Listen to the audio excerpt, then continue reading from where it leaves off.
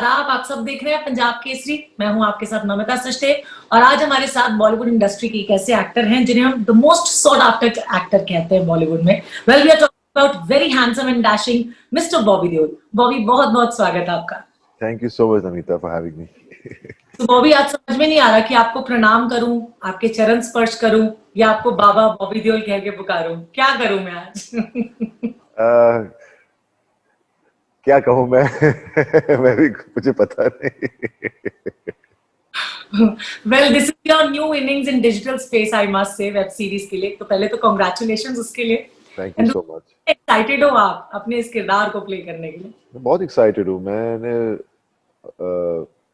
क्या कि मैंने डिसाइड कर लिया था कि मैं जब भी कोई काम करूँगा तो बहुत कैरेक्टर ड्रिवन काम करूँगा और मैं ऐसे रोल्स ढूंढ रहा था और ऐसे रोल्स मिलना बहुत मुश्किल होता है। तो जैसे कि इसके पहले मैंने एक OTT प्लेटफॉर्म पे फिल्म की, तो वो भी रोल मिलना बहुत मुश्किल था। पर जब लोगों को उन्होंने वो फिल्म देखी, उनको बहुत पसंद आया। मुझे एकदम अलग गेटअप में, अलग ही किरदार में देखा तो कॉन्फिडेंस बढ़ने लगा। लेकिन मैंने तो आश्रम पहले शूट कर ली थी, तो आश्रम भी मैंने इसी तरह ढूंढने की ज्यादा जरूरत पड़ी नहीं, क्योंकि सबको मैं जो भी मेरे पास आता था, मैं स्क्रिप्ट देखता था, तो मैं हमेशा ऐसे कैरेक्टर्स की बात करता था और काफी कास्टिंग एजेंट्स के फोन आते थे। तो जब ये बात हुई तो मैं प्रकाश जी के साथ हमेशा काम करना चाहता था इतने सालों से।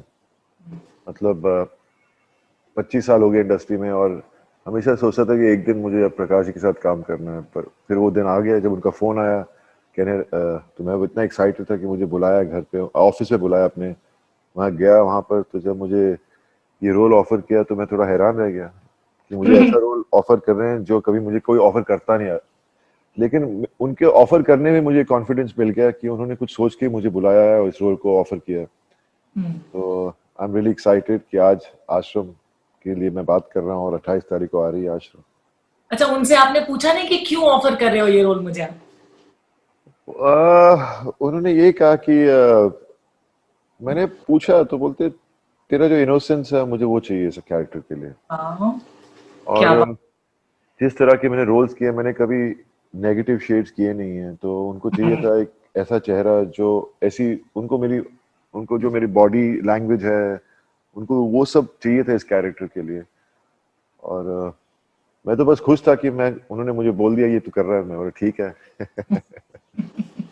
अच्छा, अगर प्रकाश झा फिल्म्स की बात करें तो अलग तरह का सिनेमा क्रिएट करते हैं, तो आपको उस सिनेमा में जो प्रकाश झा क्रिएट करते हैं सबसे इंटरेस्टिंग क्या लगता है?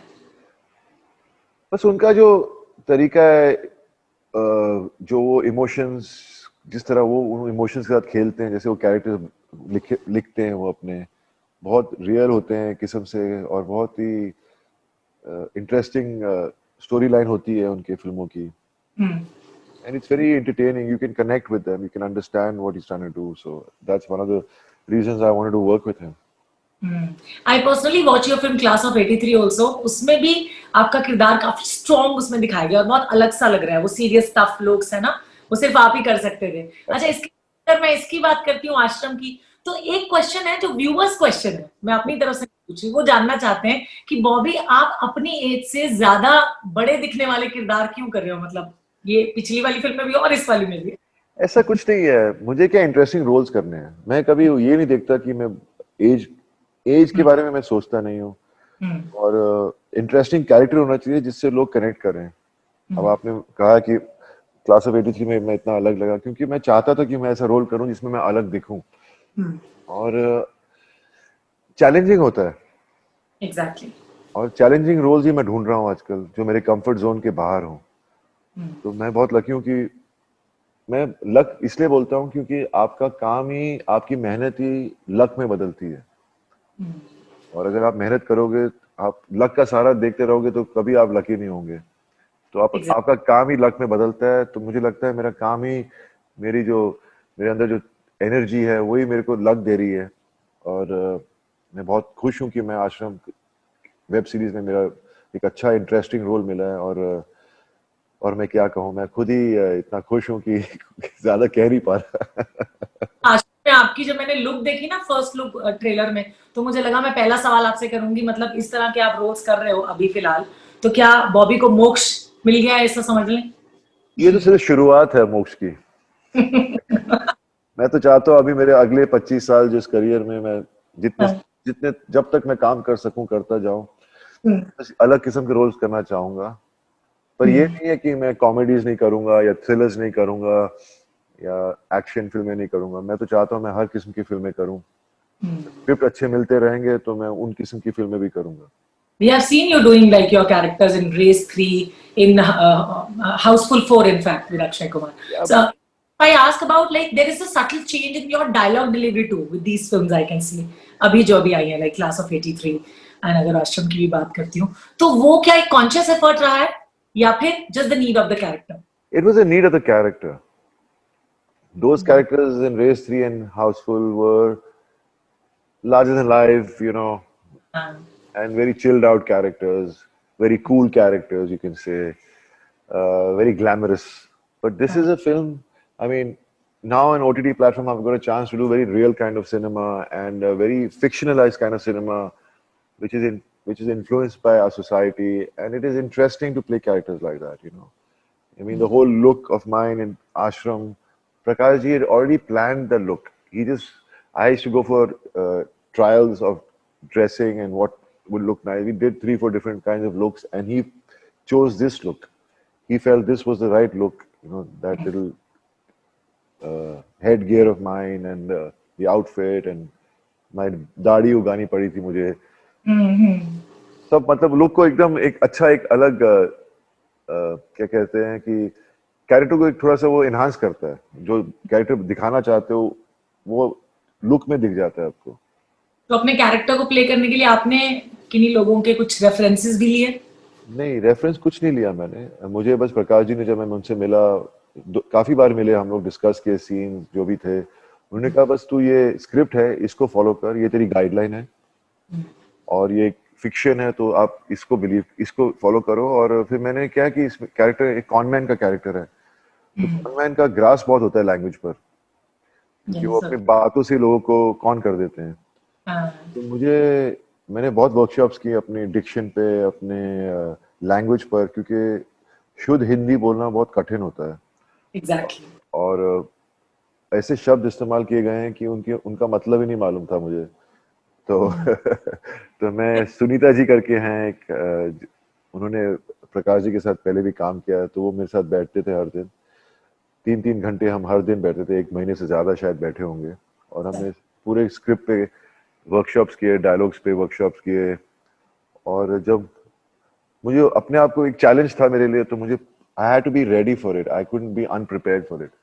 सो I did my homework really well so I can be prepared every day on the set. And that's why मेरी डायलॉग डिलीवरी आपको थोड़ी अलग दिखती है, क्योंकि कैरेक्टर ही वैसा है। वैसे अभी मैं एक सेकंड पहले सोच रही थी कि अगर आपके डायलॉग डिलीवरीज को देखें, आपके रोल्स को देखें और आपके भाई सनी पाजी के रोल्स को हम स्क्रीन पे देख लेना, तो कोई ये देख के इमेजिन ही नहीं कर सकता कि आप दोनों भाई हो। मतलब वो इतने पावरफुल डायलॉग्स उनके ट्रेलर्स में दिखाते हैं, आपको एकदम सटल दिखाते हैं। हाँ, पर अब इमेज बन जाती है तो उस हिसाब से रोज मिलते रहते हैं और वही होता है। लेकिन हम भाई हैं, हमारे अंदर क्या, I always looked up to him, तो कुछ जेस्चर्स उनकी तरह हो जाते हैं मेरे। कभी जब मैं छोटा था तो भैया बड़े थे तो भैया डांटते थे, तो फिर मैं उनको इमिटेट करता था।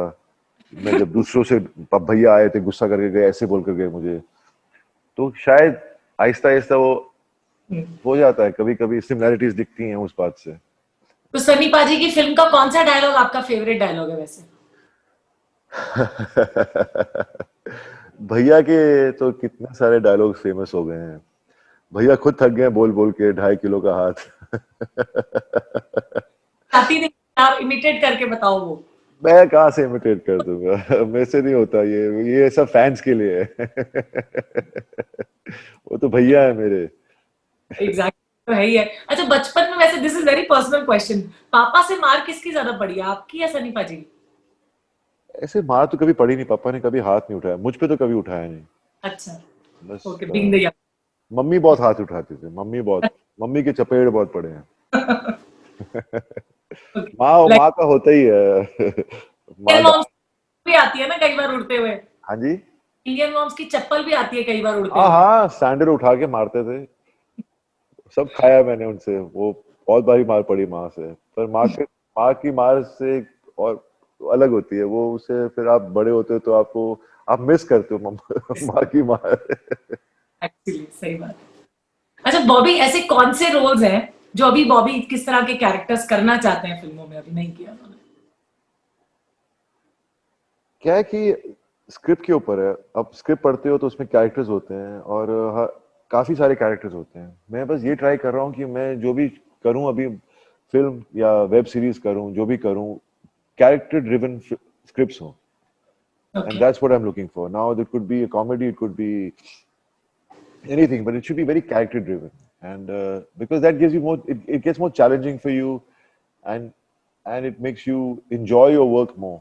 So that's what I'm looking for. I'm open to every genre. मैं चाहता हूँ मैं हर किस्म की फिल्में करूँ, तो बस वो स्क्रिप्ट के ऊपर होता है, कौन सी स्क्रिप्ट दिल को छूती है या गट फीलिंग के हिसाब से आपको अच्छी लगती है। So are we going to see Bobby playing romantic roles sometime soon? uh, I'm sure. I mean, if a good script comes out, which is a romantic script, I would love to do it. Some mature love story. How do you see your career, Bobby? अगर 25 सालों की मैं बात करती हूँ, do you think your best or your potential is yet to like come out? Yes, definitely.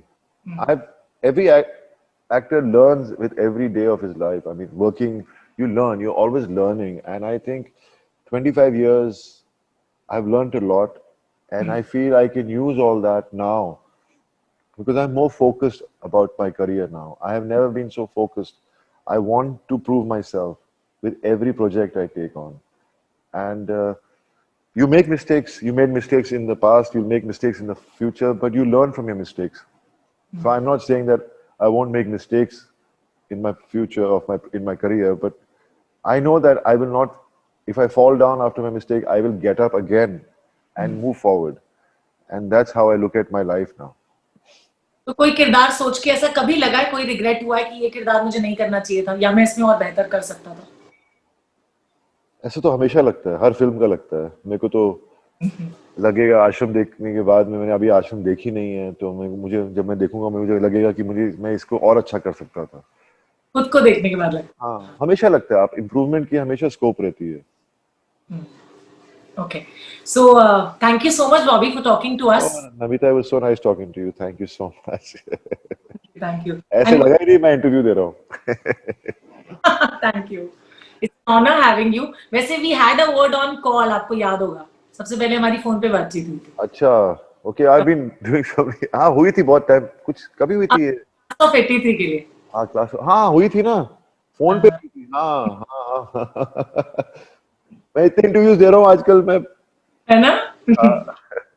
पर अच्छा है, टाइम निकल जाता है। आजकल के दिन ऐसे घर पे बैठे हैं तो पता ही नहीं चला इतने दिन चले गए। हाँ, वैसे घर पे बैठने में सबसे ज्यादा एंजॉय क्या कर रहे हो आप? बच्चों के साथ बैठना, बिकॉज क्या होता है, बच्चे हमेशा दूर रहते हैं ना मम्मी पापा से, तो अभी वो कितने दिन दूर बैठेंगे, क्योंकि वो अपना काम करना, एक वीडियो गेम खेलना चाहेंगे, कुछ करना चाहेंगे। लेकिन अभी इस वक्त मुझे वो टाइम मिल गया उनके साथ, उनकी बातें सुनना, उनके क्या सोच रहे हैं वो, तो अच्छा लग रहा है मुझे। एक्टर्स के लिए कहीं ना कहीं लॉकडाउन एक ब्लेसिंग इन डिस्गाइज भी साबित हुआ है। हाँ, एक डेफिनेटली हर प्रोफेशनल के लिए ना, कि हम भूल जाते हैं अपने, हम काम करते हैं अपने घर परिवार के लिए, तो जिसके लिए काम कर रहे हैं उनके साथ टाइम नहीं बिता पाते, तो अभी हमको वो मौका मिल गया है। So wish you loads of success in your career and keep spending family time with your kids, with your family. Thank you so much for talking to us, Bobby. Please take care. Thank you so much.